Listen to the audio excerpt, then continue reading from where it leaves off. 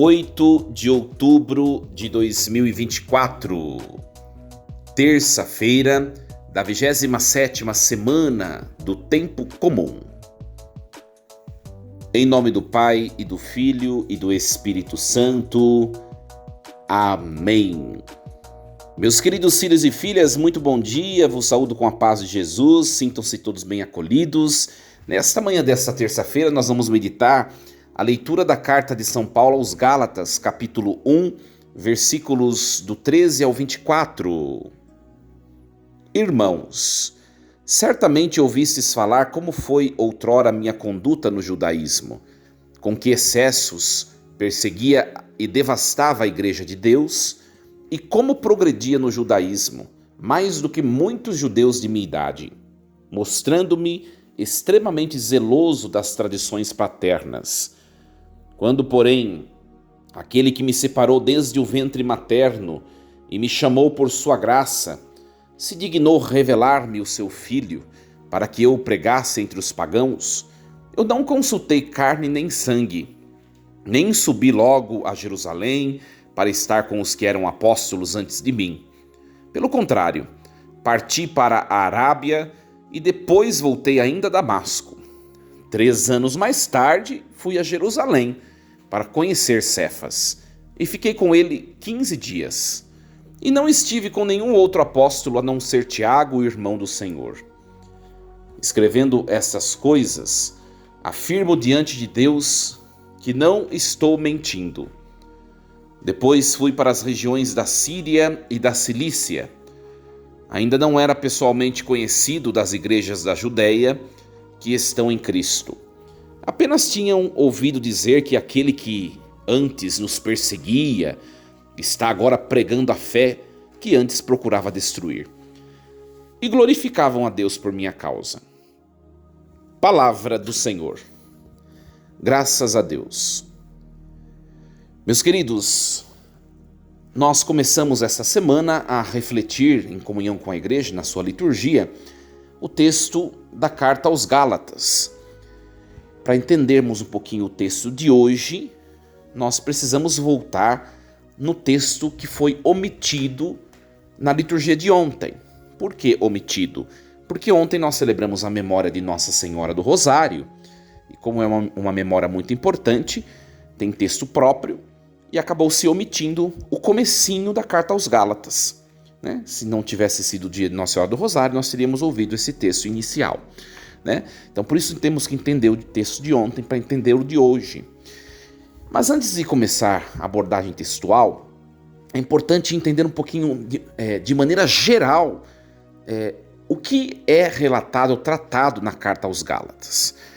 Essa comunidade da Galácia, meus queridos, é uma comunidade predominantemente não proveniente do hebraísmo. Tá? Então eles não tinham muito apego à cultura judaica. Tá? Isso é uma informação muito importante. Foi uma carta escrita mais ou menos no ano 55, 56 a.C. Tá?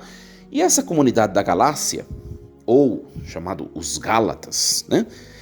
Eles receberam de Paulo o primeiro anúncio da fé baseado num evangelho de liberdade, vamos dizer assim.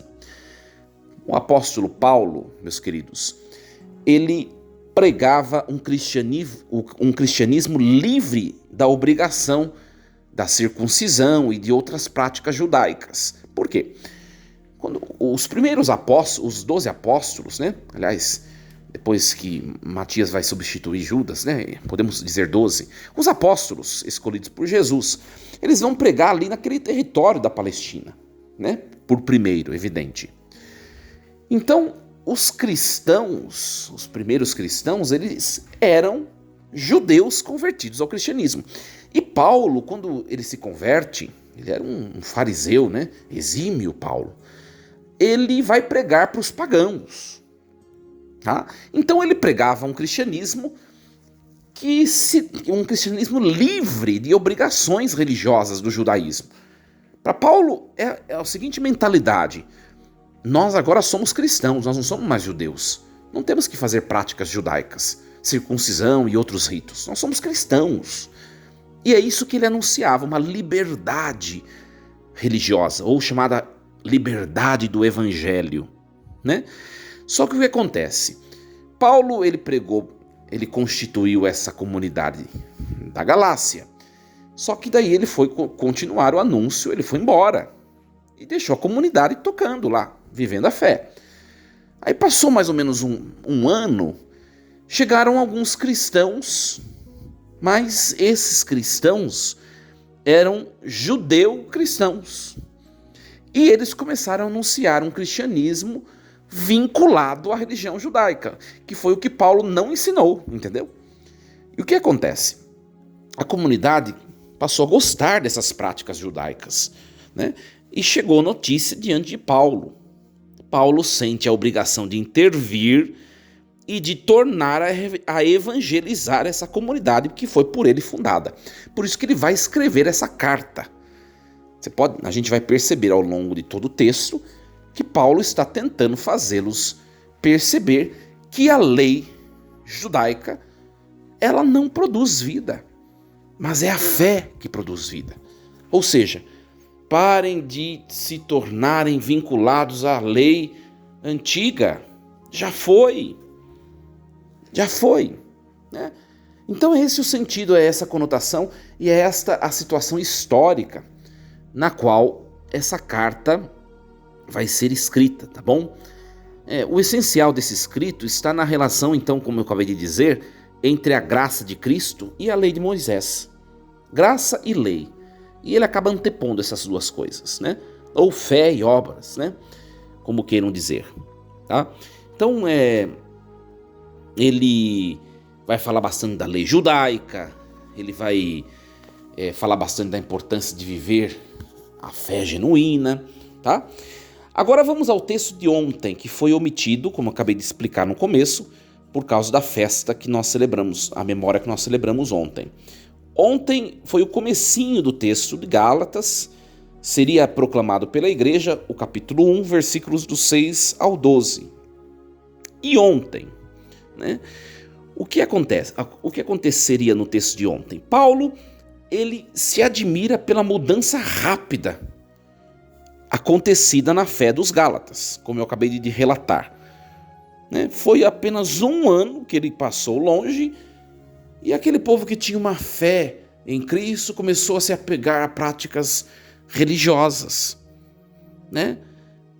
Como que a prática religiosa estivesse atrapalhando a experiência com Deus, né? E aí ele vai dizer assim: não existe nenhum outro tipo de anúncio senão o anúncio da verdadeira liberdade, que é a fé em Cristo. E aqueles que estão anunciando coisas diferentes, eles estão atacando o próprio Cristo, vai dizer Paulo, né? Então, ele vai defender também o seu serviço apostólico, né? O seu serviço apostólico, a sua experiência com Deus. E aí nós vamos no texto de hoje. Agora sim a gente vai entrar no texto que a igreja nos propôs para hoje, que nós já proclamamos, que é o capítulo 1, versículo 13 em diante, né? Hoje é um dos passos autobiográficos que encontramos nessas cartas de Paulo, né? Eu não sei se vocês sabem, mas quando vocês puderem fazer um curso bíblico, é muito importante, minha gente. Por quê? Porque a gente vai perceber quando a gente estuda as cartas chamadas de São Paulo, que nem todas as cartas os estudiosos creem que foram escritas por ele, né? Gálatas, eles acreditam que tenham sido escritos por Paulo, porque traz características próprias da personalidade de Paulo. Tem outras cartas que têm elementos que os estudiosos dizem assim: isso não foi escrito por Paulo, não, né? Mas Gálatas, Romanos, enfim, algumas cartas foram com toda certeza escritas por esse apóstolo, né? E aí, o que acontece no texto de hoje, né? Nós ouvimos. Ele vai falar dele mesmo, vocês perceberam, né? Irmãos, vós ouvistes falar como foi outrora a minha conduta no judaísmo. Por que ele vai falar dele? Porque ele quer aqui legitimar a sua missão apostólica, né? Dar credibilidade, entendeu? Credibilidade. Por quê? Para dizer, é como se ele estivesse dizendo assim para a comunidade da Galácia, né? Para os Gálatas. Viu, minha gente? Eu não sou um dos 12 escolhidos por Jesus, mas eu fui escolhido por Jesus como apóstolo. E eu vos transmiti a fé verdadeira quando eu constituí e instituí a comunidade. Então, desapeguem-se daquilo que os outros trouxeram, aqueles apegos ao judaísmo, e voltem para aquilo que eu ensinei. No fundo, o texto de hoje é esse sentido, né? Os Gálatas conhecem bem o passado farisaico de Paulo. Os Gálatas conhecem como ele perseguia a igreja quando ele era fariseu, como Deus entrou na sua vida, né, e transformou a sua vida. A comunidade da Galácia conhece a sua história, né? E aí ele vai mencionar o quê? Eu comecei a pregar o evangelho por mim mesmo, não consultei carne nem sangue, como diz o próprio texto, né? E foi Deus quem me chamou. Aqui ele faz uma menção que parece bem o chamado do profeta Isaías ou de Jeremias, né? Parece uma cópia do Antigo Testamento.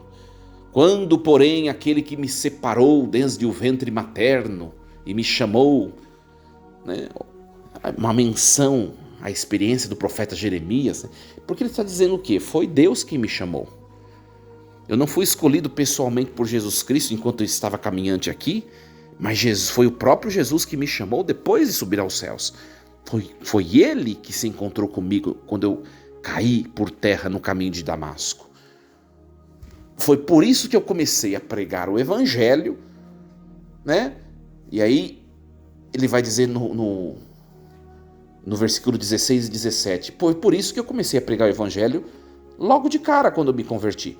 Não consultei nem carne nem sangue, não subi logo a Jerusalém para estar com os apóstolos. Por quê? Porque foi o mesmo Jesus que chamou os apóstolos, também me chamou.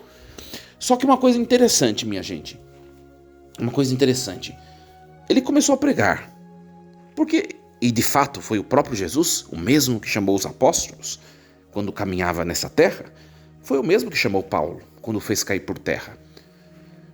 Só que uma coisa interessante, mesmo ele começando a anunciar o evangelho, 3 anos depois, ele foi para Jerusalém para se encontrar com Cefas, com o Pedro. Aqui uma coisa muito bonita, presta bem atenção. Paulo, ele começou a falar de Jesus, só que depois de um tempo ele foi consultar e manifestar comunhão com a igreja, na figura de Pedro. Uma coisa muito importante para nós, não existe igreja sem Cefas, sem a figura do Papa, sem Pedro, né? Olha só, ele sai da sua pregação ali para ir para Jerusalém 3 anos depois, para se encontrar com Cefas, com Pedro, para manifestar comunhão, para mostrar a catolicidade, a apostolicidade, a unidade da igreja. A igreja é una, porque não se anuncia o evangelho de maneira isolada e como quer, mas se consulta, se aproxima de Pedro, de modo a se anunciar o evangelho como Pedro se anuncia. Unidade, catolicidade, de um lugar a outro a igreja está ligada por seus pastores e pela fé. Olha que bonito isso, minha gente. Que bonito. E aí ele vai dizer o quê?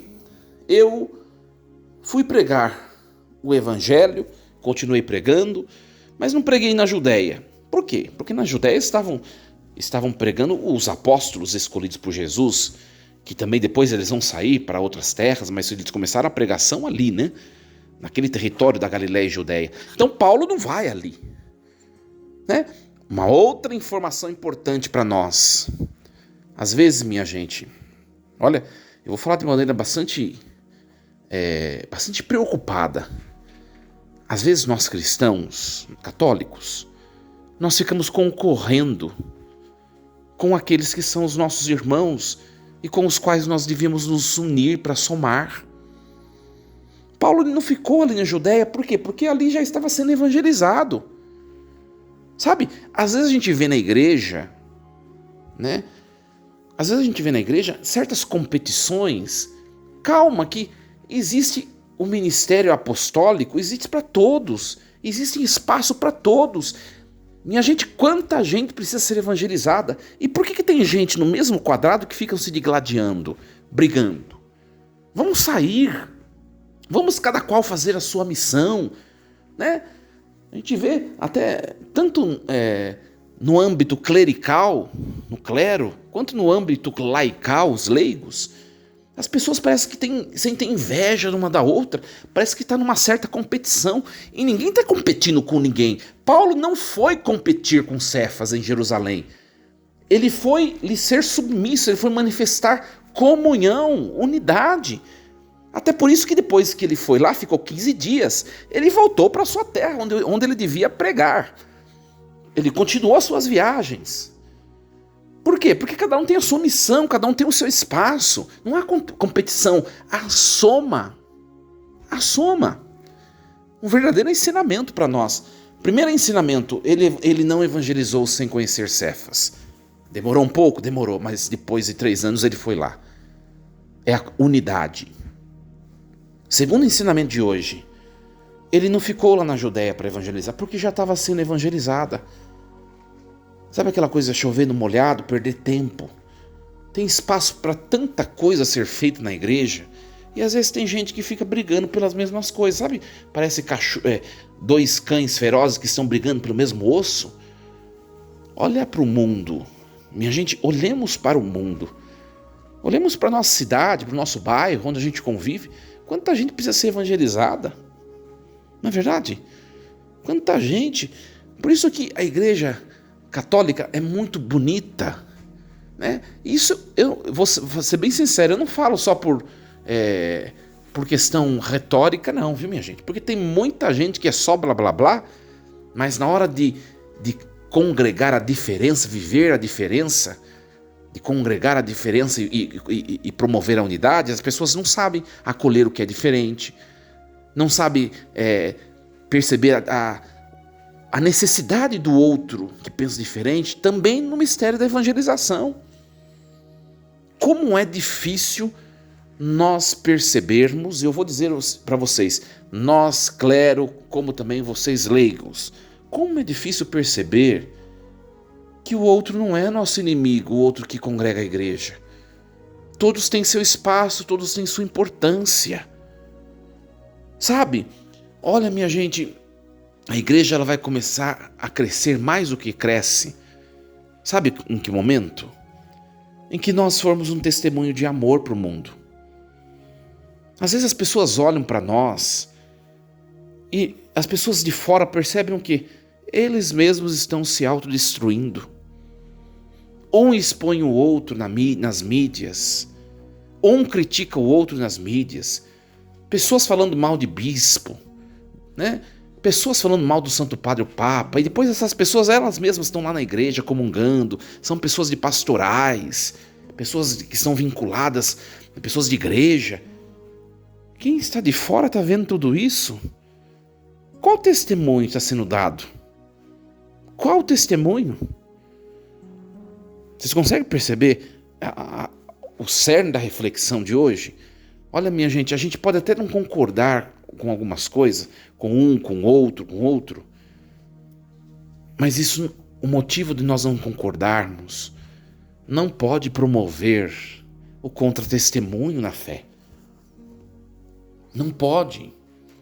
Olha o que diz Paulo, né? Não estive com nenhum outro apóstolo a não ser Tiago, irmão do Senhor, né? E escrevendo essas coisas eu afirmo que não estou mentindo, viu? Eu estou falando a verdade. Eu ainda não era pessoalmente conhecido na Judéia, com a igreja da Judéia.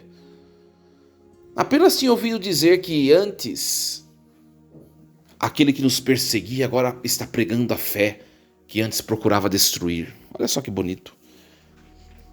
Paulo, ele sabe o seu papel, ele sabe o motivo pelo qual Deus o chamou, e ele não vai atrapalhar o ministério dos outros apóstolos. Ele não era conhecido, porque ele foi cumprir a sua missão no lugar onde Deus mandou, que eram os lugares fora da Palestina. Que bonito isso, né? Às vezes a gente vê dentro da comunidade paroquial, por exemplo, tantas divisões, tantas coisas, sabe? As pessoas querem que os outros sejam iguais a elas. É muito triste isso, sabe, minha gente? Me incomoda muito isso. Muito, muito. Aí tem gente que... eu não convivo com tal pessoa por causa que tal pessoa é desse jeito. Eu não convivo com tal... Olha, você também é uma pessoa tão chata, insuportável. Você não tem dignidade para ficar fazendo seleção dos outros. Cada um de um jeito, respeita, conviva, né? Aquilo que é bom, que é edificante no outro, pode ser que o outro tenha um monte de defeitos. Tem, mas nós também temos. Beba do que é virtuoso no outro, aproveite para o seu crescimento, para o crescimento do grupo, para o crescimento da paróquia. Mas, sabe, fica dividindo. E eu estou falando isso em âmbito paroquial, em âmbito regional, em âmbito diocesano e até em âmbito universal no seio da igreja. E também isso não vale só para a experiência de igreja, para nossas vidas também. Para nossas vidas. A gente perde muito tempo, sabe? Perde muito tempo. Você percebe algumas coisas que acontecem. Uma pessoa faz uma coisa, né? Aí ela põe a plaquinha do nome dela. Daí a pouco vem outra pessoa que quer refazer o que já está feito. Aí põe alguma coisinha diferente só para dizer que foi modificado. Aí põe a placa dela em cima da placa do outro. Aí vem uma outra e põe placas. E vai placas e placas e placas em cima de placas e vai se mexendo naquilo que já foi feito. Com tantas outras coisas que estão em desordem e que precisariam ser mexidas e serem feitas, as pessoas elas focam naquilo que já foi feito. Por quê? Ciúme e concorrência. Né? Isso acontece às vezes no seio paroquial, por exemplo, tem um sacerdote, arruma a igreja bonito, né? Promove uma reforma na igreja bonito, e põe o crucifixo lá bonito, ora, né? E põe um altar no seu quinto. Daí vem o outro padre, aí não gosta do crucificado, aí tira o crucificado, né? Joga o crucificado em outros lugares, põe o ressuscitado. Ora, já estava pronto. Vai mexer em outras coisas, investe em outras coisas, já estava pronto. Perde tempo, perde dinheiro, perde energia e vai se tornando, né, uma atividade sem crédito. Vai perdendo a credibilidade. Estou dando um exemplo aqui de reformas, né? Mas tem tantos outros exemplos. Tantos outros. Vem um padre, organiza bonitinho a liturgia, né? São todos exemplos que a gente pode dar, só para vocês entenderem. Organiza bonitinho, todo mundo com as vestes bonitas, iguais. Aí vem outro, não gosta dessa veste, tira a veste, troca. Olha. Então, minha gente, nós, pelo menos vocês que estão me ouvindo, tenhamos consciência de que tem muita coisa a ser feita na igreja. Né? Tem muita coisa a ser feita na igreja. Não precisa haver concorrência. Aquele que pensa diferente de nós não é nosso inimigo. Ele pode somar conosco. E aquilo que já está feito, que já está sendo feito, louvado seja Deus. Tomara que dê certo. Rezemos para que dê certo. Vamos fazer outra coisa. Porque tem muita coisa para ser feita. Pensemos assim. E sejamos promotores da unidade, da paz. Olha, eu vou terminar a reflexão de hoje dizendo o seguinte a vocês. A gente tem rezado bastante pela paz em Israel, no Irã, naquelas situações, naquelas localidades do Oriente Médio, como também na Ucrânia, Rússia, e tantos outros lugares que estão em envolvimento bélico, em confusão. Só que eu vou dizer uma coisa a vocês. Aquela guerra, ela é uma guerra na dimensão macro. Só que vocês, nós, vivemos de certa maneira tantas outras pequenas guerras nas nossas relações. Sabe, a gente quer resolver um problema internacional, político, só que a gente não resolve os nossos próprios conflitos interpessoais. Quanta confusão a gente promove. Quantas vezes as coisas estão caminhando bem e a gente é promotor de confusão, de divisões, não é? E aí a gente quer resolver o problema lá de Israel e do Irã, só que a gente promove a guerra nas nossas relações. Resolve sua vida primeiro. Resolve suas relações. Você se resolva com aquela pessoa com quem você não conversa. Se resolva com aquela pessoa que você acabou discutindo, brigando e que vocês não se falam mais. Promova a paz aí no que é pequeno, para depois você ficar falando da paz em Israel e no Irã, etc. Olha só, nós somos a causa da guerra. Né? Essa guerra entre países é reflexo do que tem vivido a humanidade inteira na sua vida interior e nos seus relacionamentos. Vamos começar a transformar o nosso modo de pensar, minha gente. Vamos começar a pensar diferente, a nos abraçar. Você gosta do vermelho? Abrace quem gosta do azul. Você gosta do azul? Abrace quem gosta do verde. Você gosta do verde? Abrace quem gosta do amarelo. E assim, nas diversas cores da vida, congreguemos a unidade que vem de Deus. Deus, Ele é um único Deus, mas Ele mesmo é constituído na sua intimidade essencial de 3 pessoas distintas. O Pai não é o Filho não é o Pai, o Filho não é Espírito, o Espírito não é o Filho, o Espírito não é o Pai, nem o Pai é o Espírito, mas são um só Deus. O maior paradigma de viver a paz é Deus. Sejamos como Ele. Força e coragem. Em nome do Pai, do Filho e do Espírito Santo. Amém. E lembremos-nos sempre, Deus está no comando de tudo.